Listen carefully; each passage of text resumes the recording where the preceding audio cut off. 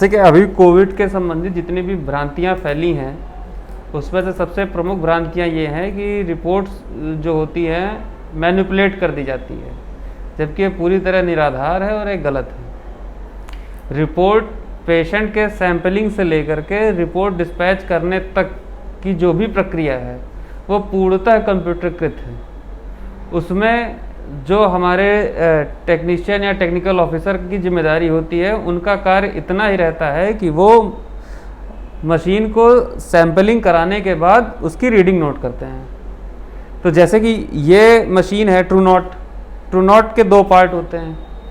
पहला पार्ट जो होता है वो आरएनए एक्सट्रैक्टर होता है और दूसरा होता है रीडिंग वाला। और सैंपलिंग जो हम लेते हैं वो नोजल स्वैब लेते हैं। अब सबसे प्राथमिकता ये है थ्रोट स्वैब में कि प्राथमिकता ये है कि सैंपल कभी भी मिक्स नहीं हो सकता किसी भी पेशेंट का। मिक्स क्यों नहीं हो सकता, उसका कारण ये है कि ये जो आपका वीटीएम ऑयल है, वीटीएम ऑयल में जब हम सैंपल लेते हैं तो वीटीएम ऑयल में एक मार्किंग होती है, जो एक आईडी जनरेट होती है हमें 4 डिजिट की, जो इस पे हम मार्क करते हैं और पेशेंट का नाम नहीं लिखते, केवल आईडी नाम लिखते हैं बस। वो 4 नंबर की आईडी से हम सैंपल रिसीव कर लेते हैं।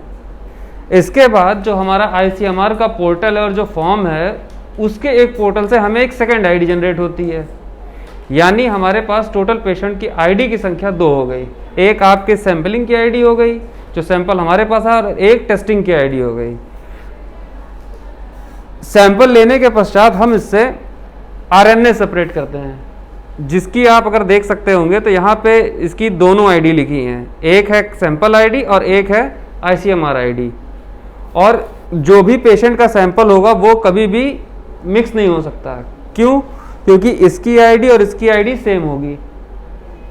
ठीक, अब आरएनए निकलने के बाद ये जो आरएनए के निकलने की प्रक्रिया है, ये आपका 20 मिनट से कम समय लेती है, 15 से 20 मिनट का समय लेगी। आरएनए आपका बाहर आता है। आरएनए निकलने के बाद जो हमारी चिप बेस्ड किट है आरटीपीसीआर की, चिप बेस्ड किट में पेशेंट का जो आपका आईसीएमआर की आईडी होती है वो हम सिस्टम में डालते हैं। ये रही इसकी चिप बेस्ड सिस्टम।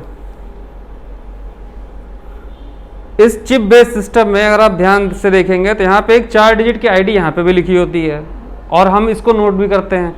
प्लस जो आईसीएमआर की आईडी मिलती है वो हम इस सिस्टम में डालते हैं, इस मशीन में, रीडर मशीन में, और जो पेशेंट का आरएनए होता है वो इसमें डालते हैं। इसके बाद 40 मिनट के बाद हमें रीडिंग मिलेगी। अब जो मेन क्वेश्चन आता है कि सैंपल मिक्स होने का, सैंपल मिक्स होने का कोई भी चांस नहीं है। जो रीडिंग देती है, जैसे एक आईसीएमआर ने जो हमें थ्रेशोल्ड का मानक दिया है अभी 35 का, अभी जो 35 का मानक दिया है, अगर किसी पेशेंट का सीटी वैल्यू मतलब थ्रेशोल्ड वैल्यू अगर किसी पेशेंट का कम है, मतलब 9, 8, 7 है, थ्रेशोल्ड वैल्यू को हम सीधे ये समझ सकते हैं कि थ्रेशोल्ड वैल्यू वो वैल्यू होती है जिसमें एक साइकिल कंप्लीट करने में 35 साइकिल चलनी है। अगर उस साइकिल में आपका एक भी वायरस डिटेक्ट होता है तो वो पॉजिटिव आता है। अगर नहीं, 35 साइकिल के बाद 36, 37, 38 में आता है तो वो नेगेटिव होता है। जितनी कम साइकिल में डिटेक्ट होगा उतना ज़्यादा वो हाईली पॉजिटिव होगा। जितनी ज़्यादा साइकिल में 35 है, किसी का 28, 29 है, तो मतलब वो माइल्ड या मॉडरेट कह सकते हैं हम उसे, या लोग कह सकते हैं। फिर इसके बाद सैंपल लगने का 40 मिनट बाद हमें रीडिंग आती है। 40 मिनट के बाद अगर वो पेशेंट का हमें डाउट लगता है तो इसकी एक दूसरी किट होती है, सरस कोविड 2 होती है। बीटा कोविड पहले लगती है, इसके बाद बीटा कोविड 2 बाद में हम लगाते हैं, सरस लगाते हैं।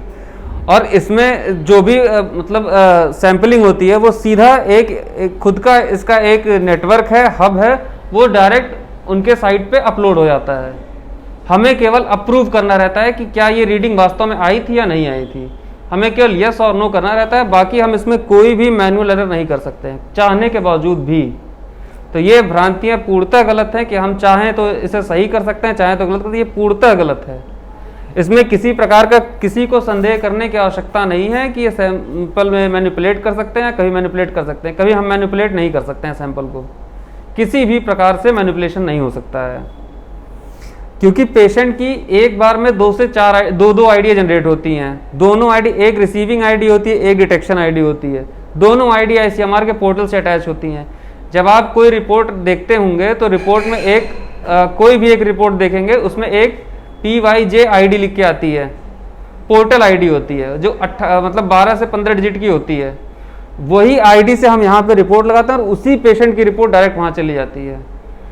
तो ये मतलब पूर्णतः असत्य है कि किसी भी पेशेंट का हम सैंपल मैनिपुलेट कर सकते हैं। मैनिपुलेशन करने से हमें कोई फायदा नहीं, ना हमें कोई उससे नुकसान है, लेकिन हम उसे मैनिपुलेट करें क्यों, और ना ये इसमें संभव ही नहीं है।